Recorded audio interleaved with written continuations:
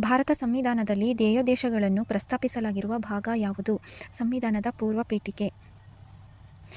ಈ ಕೆಳಗಿನ ಪದಗಳನ್ನು ಗಮನಿಸಿರಿ. ಸಮಾಜವಾದ, ಪ್ರಜಾಸತ್ತಾತ್ಮಕ, ಸಾರ್ವಭೌಮ, ಜಾತ್ಯತೀತ. ಎ. ಸಾರ್ವಭೌಮ, ಸಮಾಜವಾದ, ಜಾತ್ಯತೀತ, ಪ್ರಜಾಸತ್ತಾತ್ಮಕ. ಸಂವಿಧಾನ ರಚನಾ ಸಭೆಯಲ್ಲಿ ಪ್ರಸ್ತಾವನೆಯ ಕುರಿತು ಪ್ರಸ್ತಾಪಿಸಿದವರು ಯಾರು? ಜವಾಹರಲಾಲ್ ನೆಹರು. ಸಂವಿಧಾನ ಪೂರ್ವ ಪೀಠಿಕೆಗೆ ಇಲ್ಲಿಯವರೆಗೆ ಮಾಡಲಾದ ತಿದ್ದುಪಡಿಯ ಸಂಖ್ಯೆ 1. ಭಾರತ ಸಂವಿಧಾನದ ಪೂರ್ವ ಪೀಠಿಕೆಯಲ್ಲಿ ಪ್ರಸ್ತಾಪವಾಗದಿರುವ ನ್ಯಾಯ ಯಾವುದು? ಶೈಕ್ಷಣಿಕ ನ್ಯಾಯ. ಭಾರತೀಯ ಸಂವಿಧಾನದ ಪ್ರಸ್ತಾವನೆಯಲ್ಲಿ ಈ ಕೆಳಗಿನ ಯಾವ ಪರಿಕಲ್ಪನೆ ಕಂಡುಬರುವುದಿಲ್ಲ? ರಾಷ್ಟ್ರೀಯತೆ ಕಂಡುಬರುವುದಿಲ್ಲ. ಈ ಕೆಳಗಿನ ಯಾವುದು ಪೂರ್ವ ಪೀಠಿಕೆಯ ಭಾಗವಲ್ಲ? ಒಕ್ಕೂಟದ ವ್ಯವಸ್ಥೆ. ಭಾರತ ಸಂವಿಧಾನದ ಪೂರ್ವ ಪೀಠಿಕೆಯಲ್ಲಿ ಈ ಕೆಳಗಿನ ಯಾವ ಅಂಶ ಅಡಕಗೊಂಡಿಲ್ಲ?